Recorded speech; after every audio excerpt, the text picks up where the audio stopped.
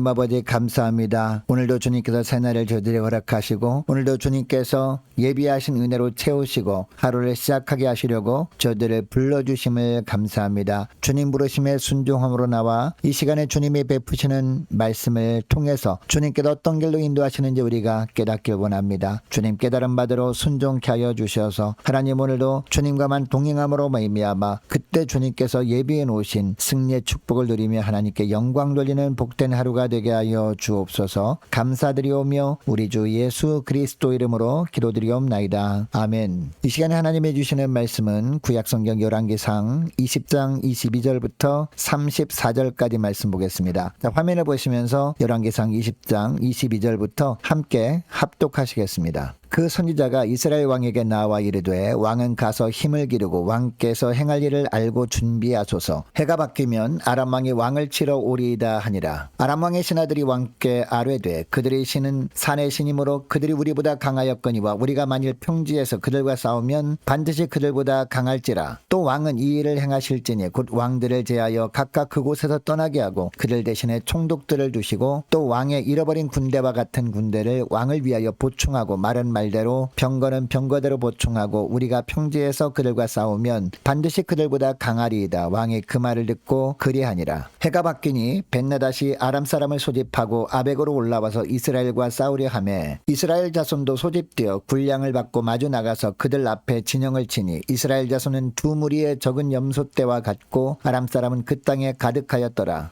그때에 하나님의 사람이 이스라엘 왕에게 나와 말하여 이르되 여호와의 말씀에 아람 사람이 말하기를 여호와는 산의 신이요 골짜기의 신은 아니라 하는도다. 그러므로 내가 이 큰 군대를 다 내 손에 넘기리니 너희는 내가 여호와인 줄을 알리라 하셨나이다 하니라. 진영에 서로 대치한 지 7일이라 일곱째 날에 접전하여 이스라엘 자손이 하루에 아람 보병 10만 명을 죽이매 그 남은 자는 아벡으로 도망하여 성읍으로 들어갔더니 그 성벽이 그 남은 자 2만 7천 명 위에 무너지고 벤나닷은 도망하여 성읍에 이르러 골방으로 들어가니라. 그의 신하들이 그에게 말하되 우리가 들은즉 이스라엘 집의 왕들은 인자한 왕이라 하니 만일 우리가 굵은 배로 허리를 동이고 테두리를 머리에 쓰고 이스라엘의 왕에게로 나아가면 그가 혹시 왕의 생명을 살리리이다 하고 그들이 굵은 배로 허리를 동이고 테두리를 머리에 쓰고 이스라엘의 왕에게 이르러 이르되 왕의 종 벤나닷이 청하기를 내 생명을 살려 주옵소서 하더이다. 아합이 이르되 그가 아직도 살아있느냐? 그는 내 형제이니라. 그 사람들이 좋은 징조로 여기고 그 말을 얼른 받아 대답하여 이르되 벤나닷은 왕의 형제니이다. 왕이 이르되 너희는 가서 그를 인도하여 오라. 벤나닷이 이에 왕에게 나아오니 왕이 그를 병거에 올린지라. 벤나닷이 왕께 아뢰되 내 아버지께서 당신의 아버지에게서 빼앗은 모든 성읍을 내가 돌려보내리이다. 또 내 아버지께서 사마리아에서 만든 것 같이 당신도 다메섹에서 당신을 위하여 거리를 만드소서. 아합이 이르되 내가 이 조약으로 인해 당신을 놓으리라 하고 이에 더불어 조약을 맺고 그를 놓았더라. 아멘.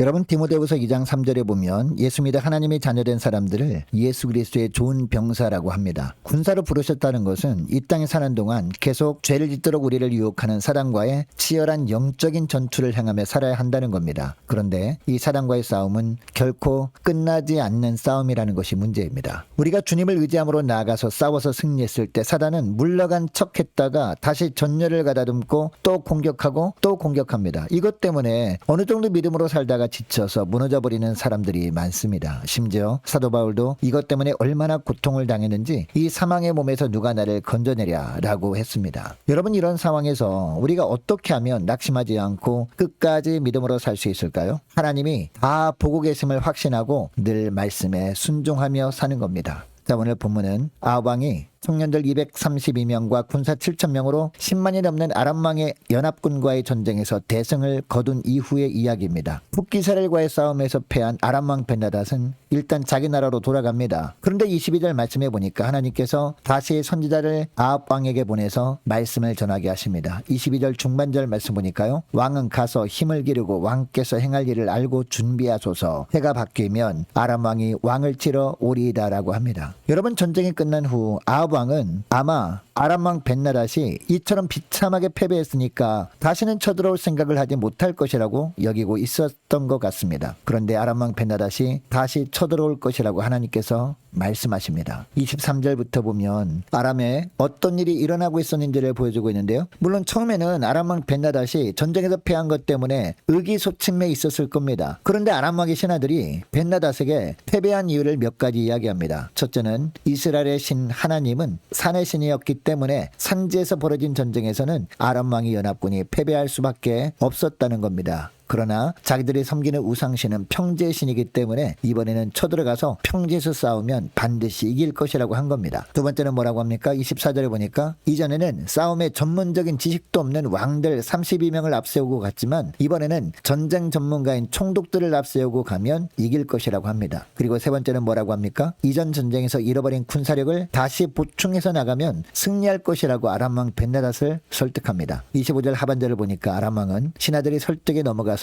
전쟁을 준비합니다. 여러분 아람에서 이런 일이 일어나고 있는 것을 예상하기 쉽지 않은 상황이었습니다. 처음 전쟁에서 치명타를 입었기 때문입니다. 그런데 22절에 보면 하나님께서 선지자를 통해 아합 왕에게 가서 해가 바뀌면 아람 왕이 다시 공격해 올 것이니까 준비를 철저히 하라 라고 하십니다. 그러니까 하나님은 아람에서 일어나고 있는 모든 일들을 다 보고 계시다가 선지자를 통해 아합 왕에게 이것을 알려주고 대비하게 하신 겁니다. 또한 다시 아합 왕이 승리하도록 하심으로 말미암아 아람 사람들 생각처럼 하나님은 산의 신일 뿐 아니라 평지의 신이기도 하고 더 나아가 온 우주 만물을 다스리시는 유일한 참신이심을 보여주신 겁니다. 여러분 사단은 너무나 간교한 존재입니다. 우리가 하나님만 신뢰하고 믿음으로 살 때 대패하고 일곱 길로 도망해서 우리 생각에는 다시는 사단이 우리를 공격하지 못할 것이라고 생각합니다. 그러나 사단은 결코 우리를 향한 공격 포기하지 않습니다. 틈만 나면 계속 공격을 해서 우리를 영적으로 어떻게 하든지 무너지게 하려고 합니다. 이것을 위해 우리 몰래 새로운 것들을 준비하기까지 합니다. 그러나 여러분, 사단이 우리를 공격하기 위해서 이번에는 누구를 이용하려고 하고 어떤 것을 준비하는지 하나님은 다 보고 계시고 다 알고 계십니다. 그리고 이것을 우리에게도 말씀해 주심으로 말미암아 우리도 사단의 공격을 예상하고 미리 대비를 하게 하시는 좋으신 하나님이십니다. 자, 오늘 본문에서는 하나님께서 선지자를 통해서 아합 왕에게 알려주십니다. 그런데 오늘날은 하나님께서 어떤 방법으로 이것을 알려주실까요? 기록된 말씀으로 알려주십니다. 그러므로 우리가 사단이 다시 공격할 것을 미리 알고 대비하기 위해서 필요한 것이 무엇입니까? 사단이 우리를 공격하기 위해서 어떤 준비를 하고 있는지 하나님께서 다 보고 계시고 알고 계심을 확신하는 겁니다. 그리고 말씀을 통해서 사단이 우리를 어떻게 공격할 것인지, 그리고 그 사단의 공격을 어떻게 대비해야 하는지 알고 잘 대비하는 겁니다. 여러분, 이것을 기억하시고 오늘 기도할 때 사단이 우리를 공격하기 위해서 어떤 준비를 하고 있는지를 주님께서 다 보셨고 알고 계심을 확신하면서 더욱더 주님의 말씀에 집중하는 복된 하루가 되길 원합니다. 간절히 기도했으면 좋겠습니다. 또한 말씀에 집중할 때 말씀을 통해 사단이 어떤 준비를 하고 있는지 분명히 알게 하시고 어떻게 대비해야 할지를 또 말씀을 통해서 알고 잘 대비함으로 말미암아 사단과의 영적인 전투에서 승리하게 하옵소서. 간절히 기도하는 여러분 되시기를 바랍니다. 자, 둘째로, 승리한 이후에 다시 하나님께 묻는 것을 게을리하면 안 된다는 겁니다. 하나님께 묻지 않으면 내 생각을 기준으로 잘못 판단함으로 말미암아 하나님의 영광을 가리게 되기 때문입니다. 자, 26절 말씀부터 보니까 아합 왕의 군사들이 아람 왕 벤하닷의 군대와의 전쟁에서 다시 대성을 거둡니다. 이번에도 하나님은 이스라엘의 적은 군사들과 함께 하심으로 아합 왕은 땅에 가득한 아람 왕의 군사들을 이길 수 있었습니다. 30절에 보면 아람 왕 벤하닷이 전쟁에서 패하고 아벡이라는 성의 골방에 숨습니다. 31절부터 보면 아람 왕 벤하닷이 신하들과 함께 아합 왕에게 항복을 합니다. 그런데 여러분, 아무리 그들이 허름한 옷을 입고 찾아와서 항복을 했다 해도 그동안 하나님의 함께 하심을 체험했던 아합 왕이었다면 하나님께 간절히 기도하는 것이 맞습니다. 그러면 하나님께서 어떻게 하라고 말씀을 해주셨을 겁니다. 그런데 아합 왕은 어떻게 합니까? 기도할 생각을 하지 않습니다. 그러다 보니까 아람 왕 벤하닷이 자기를 찾아와서 하는 말에 마음이 움직일 수밖에 없었습니다. 여러분, 아람 왕 벤하닷이 어떤 말을 했습니까? 찾아와서 옛날에 아람에게 빼앗겼던 성읍들을 다 돌려주겠습니다 라고 합니다. 그리고 아람의 수도 다메섹에 아합 왕을 위해 거리를 만들게 해주겠습니다 라고 합니다. 여러분, 여기서 왕을 위한 거리는요, 이스라엘 사람들만을 위한 시장을 조성해 주겠다는 겁니다. 아람 왕 벤하닷이 이런 이야기를 할 때 아합은 귀가 솔깃해졌습니다. 아합이 하나님께 기도로 묻지 않으니까 자기 조상들이 이방 나라에 빼앗겼던 땅도 찾을 수 있는 기회라고 여긴 겁니다. 그래서 그냥 유혹에 넘어가 버립니다. 그리고 다메섹에 이스라엘만을 위한 시장을 조성해 준다니 경제적으로도 풍성한 이익을 얻을 수 있겠구나 라고 생각을 하고 맙니다. 그래서 덜커덕 아람 왕 벤하닷을 용서해 주고 맙니다. 여러분, 전쟁에서 대적을 용서하는 것은요, 오직 하나님만이 하실 수 있는 일입니다. 그런데 기도로 묻지 않으니까 하나님만이 하실 수 있는 용서를 자기가 해버리는 불신앙의 모습을 보여주고 만 겁니다. 여러분, 우리도 주의 일을 한 이후에 날마다 기도로 깨어있지 못하면